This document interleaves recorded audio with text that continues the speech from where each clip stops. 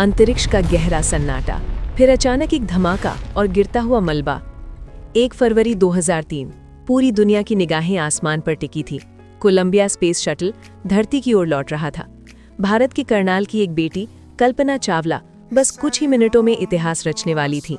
लेकिन तभी एक जोरदार झटका, टूटता हुआ संपर्क और फिर आसमान में फैला सफेद धुएं का एक मंजर। क्या वो महज एक हादसा था या नासा को पहले ही पता था कि कल्पना और उनके साथी कभी वापस नहीं लौटेंगे? आज के इस वीडियो में हम जानेंगे कल्पना चावला के उस इनक्रेडिबल सफर और उस आखिरी मिशन की रोंगटे खड़े कर देने वाली सच्चाई। पुराने करनाल की सड़कें, कागज के हवाई जहाज उड़ाते बच्चे। कहानी शुरू होती है 17 मार्च 1962 को हरियाणा के करनाल में। 4 भाई बहनों में सबसे छोटी और लाडली कल्पना। जहां दूसरे बच्चे गुड़ियों से खेलते थे, कल्पना छतों पर बैठकर जहाजों को निहारती थी। उस दौर में लड़कियों के लिए इंजीनियरिंग की पढ़ाई भी एक चुनौती थी, लेकिन कल्पना ने ठान लिया था। 1976 में उन्होंने टैगोर बाल निकेतन से पढ़ाई पूरी की और एरोनॉटिकल इंजीनियरिंग में दाखिला लिया। वो अपनी क्लास की अकेली लड़की थी। 1982 में वो अपनी आंखों में बड़े सपने लेकर अमेरिका चली गईं। यूनिवर्सिटी ऑफ टेक्सास से मास्टर्स और फिर कोलोराडो से पीएचडी। कल्पना रुकने वाली नहीं थी। इसी बीच उनकी मुलाकात जीन पियरे हैरिसन से हुई, जो बाद में उनकी जीवन साथी बने। साल 1991 में कल्पना को अमेरिकी नागरिकता मिली और 1994 में उनका सबसे बड़ा सपना सच हुआ। उन्हें नासा के अंतरिक्ष यात्री समूह में चुन लिया गया। उनकी काबिलियत देख दुनिया दंग थी।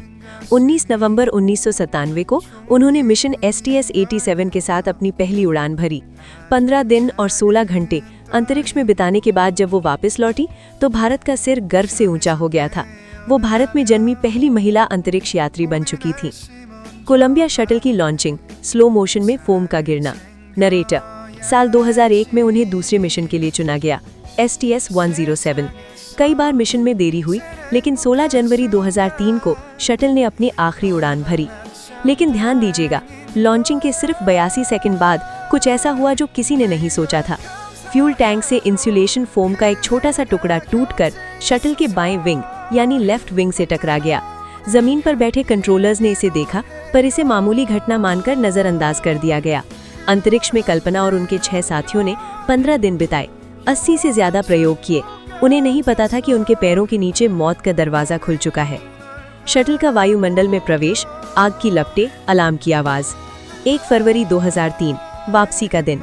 जैसे ही शटल धरती के वायुमंडल में दाखिल हुआ, घर्षण या फ्रिक्शन की वजह से तापमान 3000 डिग्री सेल्सियस तक पहुंच गया। उस छोटे से छेद की वजह से गर्म हवाएं शटल के विंग के अंदर घुसने लगी। सेंसर्स फेल होने लगे। कल्पना और उनके साथियों को अचानक एक झटका महसूस हुआ। ऑक्सीजन कम होने लगी, खून उबलने लगा और देखते ही देखते जमीन से 63 किलोमीटर ऊपर कोलंबिया शटल एक आग के गोले में तब्दील हो गया। भारत की बेटी सितारों में खो गई। हादसे के बाद जांच शुरू हुई। नासा ने माना कि असली वजह वही फोम का टुकड़ा था, लेकिन 10 साल बाद एक चौंकाने वाला खुलासा हुआ। मिशन मैनेजर वेन हिल ने बताया कि नासा को शायद पता चल गया था कि शटल सुरक्षित नहीं लौटेगा। कहा जाता है कि नासा के पास उन्हें अंतरिक्ष में बचाने का कोई तरीका नहीं था। कुछ लोगों का मानना है कि नासा ने क्रू को इसलिए नहीं बताया ताकि वे घबराए नहीं और अपनी आखिरी घड़ी शांति से बिता सके। क्या ये सही था? ये सवाल आज भी विज्ञान की दुनिया में बहस का विषय है। कल्पना आज हमारे बीच नहीं है, लेकिन उनकी यादें अमर हैं। भारत सरकार ने मौसम उपग्रहों का नाम कल्पना रखा।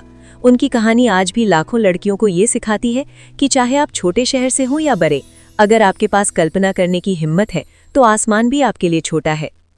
कल्पना चावला एक ऐसी शख्सियत जो अंतरिक्ष से प्यार करती थी और अंत में उसी का हिस्सा बन गई।